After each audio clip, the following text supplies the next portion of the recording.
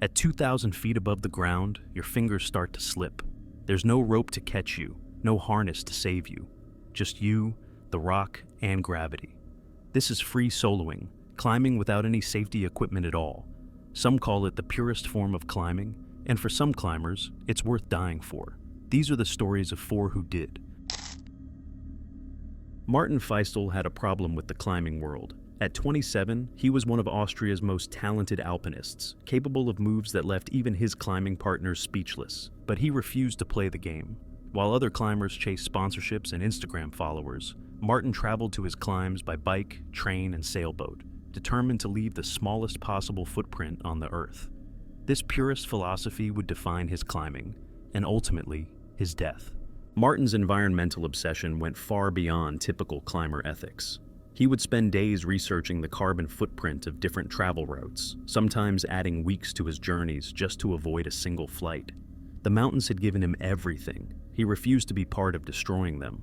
Yet, it was on ice where Martin truly became an artist. He had developed an almost mystical relationship with frozen waterfalls and alpine routes. On ice, you just do not fall, he would tell people, and he meant it literally. While rock climbers accepted that falls were part of the sport, Martin treated ice like a sacred contract. Every swing of his axe was calculated. Ice didn't forgive mistakes, so Martin simply didn't make them. This philosophy had kept him alive, on routes that killed other climbers.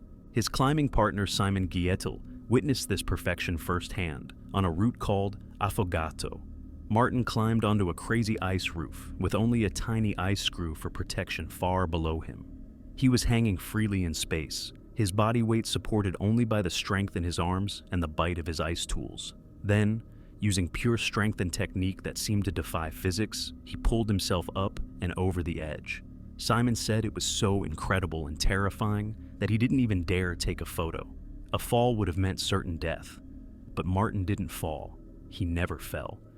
Until May 18th. That Saturday morning, Martin was in his home country of Austria, approaching the Scharnitzspitze. He had chosen to free solo the south face, a steep 1,000-foot wall called Spitzenstatter.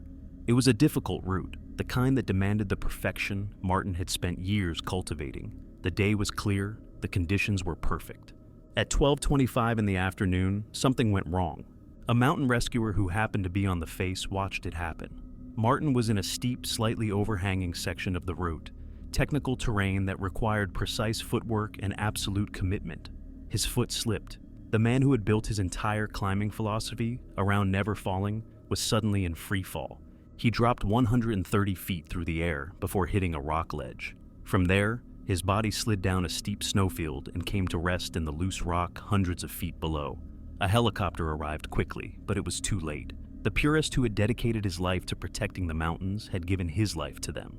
His friend Simon Fietol wrote a touching tribute afterward. He said they had shared a short but intense time together, and he admired Martin's skills, his purist style, and his sense of humor. But his final words captured the tragic irony perfectly. You truly succeeded in your goal of living your life with a small ecological footprint. But Martin, your footprint in my heart is huge. The man who traveled thousands of extra miles to avoid harming the environment had been stopped by a single misplaced step. Austin Howell was an American free soloist who shared his climbs and his life with the world. He had a large following on Instagram and Facebook and even had a podcast. Unlike Martin Fietol, who avoided the spotlight, Austin seemed to embrace it. But behind the smiling photos and daring videos, Austin was fighting the most dangerous battle of his life, and it wasn't on the rock. Austin's relationship with climbing had been forged in trauma. In 2008, when he was just 19, he was climbing in an indoor gym when everything went wrong. He was 35 feet up when he fell, and his belayer made a catastrophic mistake, letting go of the rope. Austin smashed into the ground, fracturing 3 vertebrae in his back and several bones in both feet. The physical injuries were devastating, but the invisible damage was worse. Doctors told his parents he had suffered a slow brain bleed from the fall. This type of injury could fundamentally change who Austin was.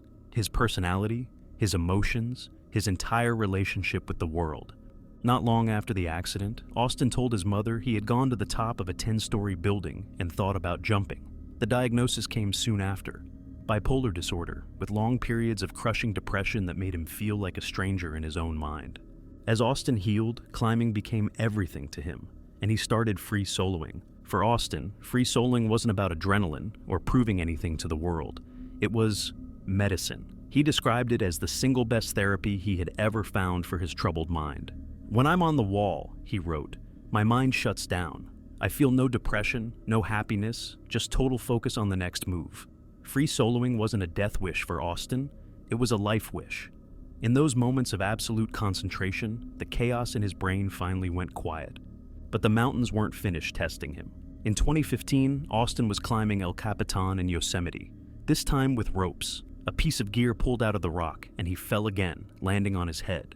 He fractured his wrist, his shoulder blade, 5 more vertebrae, and his skull. He had suffered another traumatic brain injury and lost hearing in his left ear forever. Doctors put him in a medically induced coma for 10 days. When he woke up, they told him he would have trouble walking and would never climb at a high level again. Austin's response was to prove them wrong in the most dangerous way possible. Just months into his recovery, he took off his casts and neck brace and started climbing again. But something had changed. He began free soloing even harder routes, pushing his limits further than ever before. It was as if each brain injury had rewired his relationship with risk, making him need more and more danger to achieve the same mental silence. His social media presence grew as his climbing became more extreme. He would climb barefoot, wearing nothing but a newsboy cap, tossing candy from his chalk bag to other climbers he passed on the wall. On June 30th, 2019, that race finally ended. Austin was at Shortoff Mountain in North Carolina, a place he knew well. Earlier in the day, a photographer had been with him, capturing images of Austin in his element. But later, Austin was climbing alone. 2 other climbers, Riley Collins and Jay Massey, were on the wall nearby.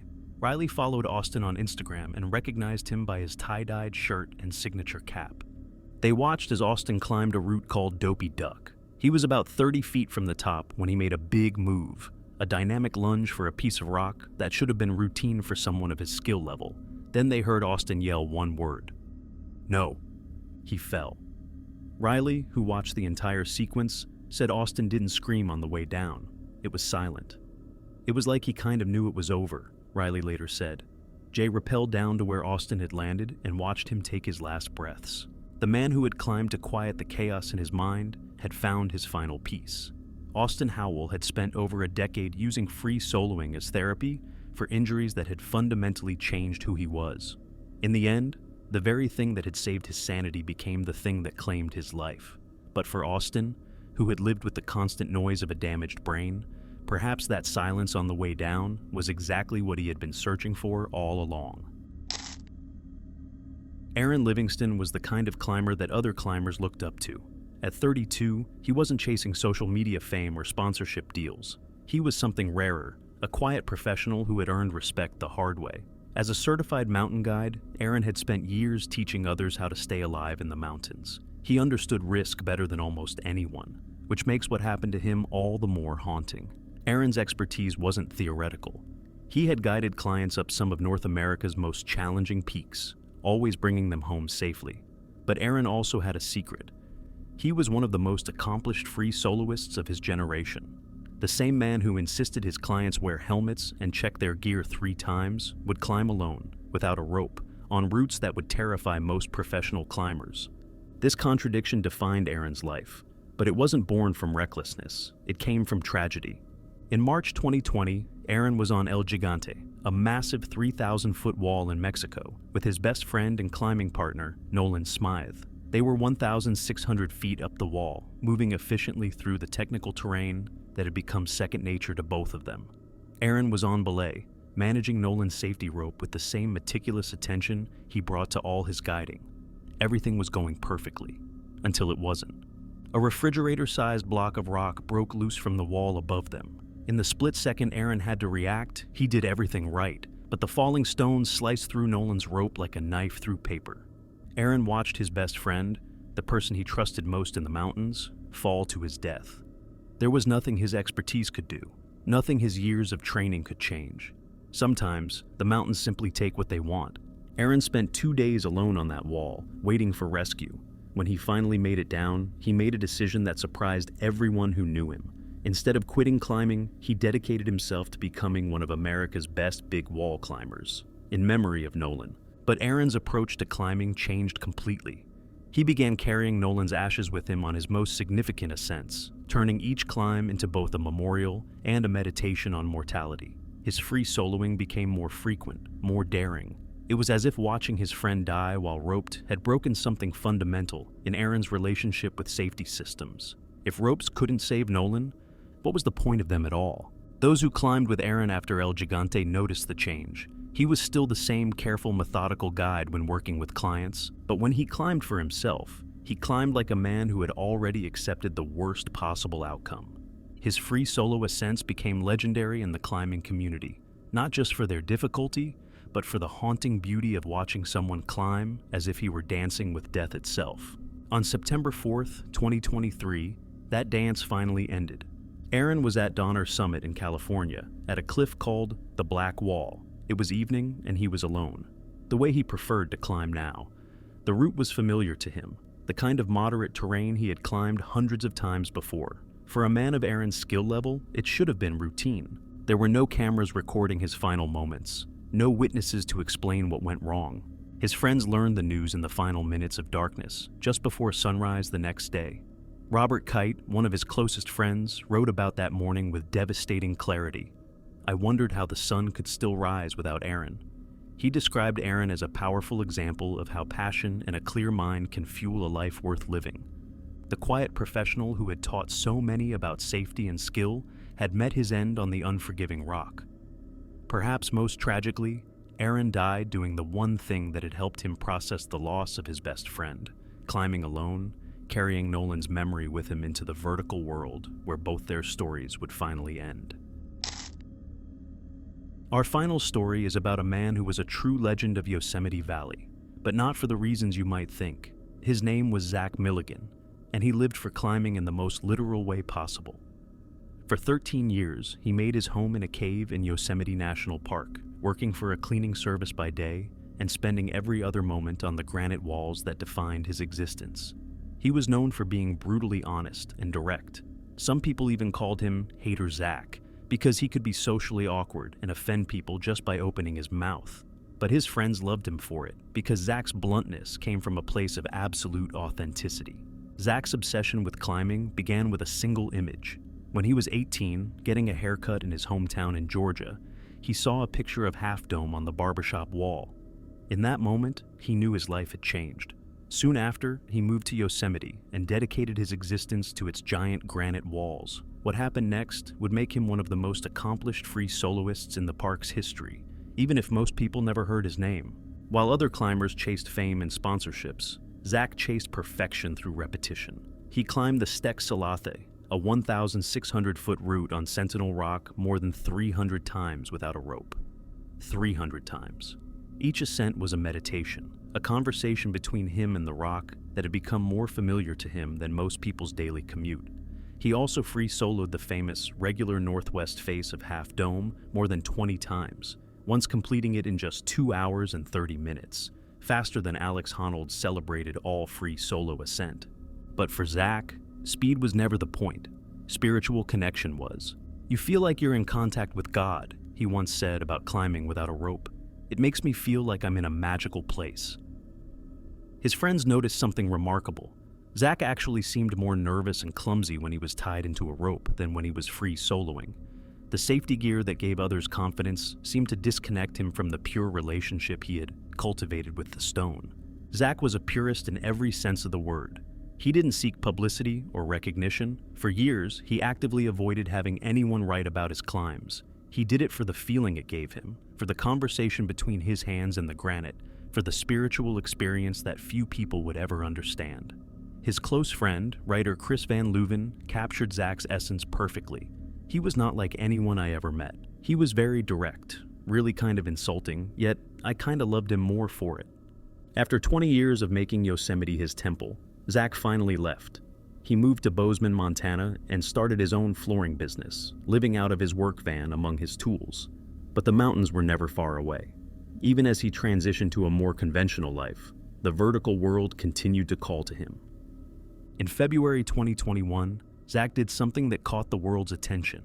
He and his friend Jason Torlano became the first people to ski all the way down Half Dome, from the summit to the valley floor. It was an incredibly perilous feat that showcased Zach's exceptional skill in the mountains beyond just climbing. During the descent, disaster almost struck when Zach's ski caught on one of the steel cables that hikers use in the summer. He lost his balance on the steep, icy slope, but managed to stop his fall with his ice axe, right himself, and continue down. 2 years later, that conversation would finally end. In February 2023, Zach traveled to the Canadian Rockies to climb Polar Circus, a massive 2,300-foot ice climb in Jasper National Park. The route was notorious for being in dangerous avalanche territory, but Zach had spent decades calculating risks that would paralyze other climbers. He went alone, the way he preferred to experience the mountains. On Friday, February 10th, park rangers noticed his car had been parked for days. They sent up a drone and found his body at the bottom of the ice cliff. The man who had mastered Yosemite granite had met his end on Canadian ice. His sister Martha captured who Zach was. He was a world-class climber, incredible alpine skier, gifted musician, wicked smart. He could tell a wildly entertaining story and make almost anything funny. Zach Milligan was a true original who lived by his own rules right up to his final day. In a world of manufactured authenticity, he was the real thing, uncompromising, unfiltered, and utterly devoted to the vertical world that had claimed his heart at 18 and never let go.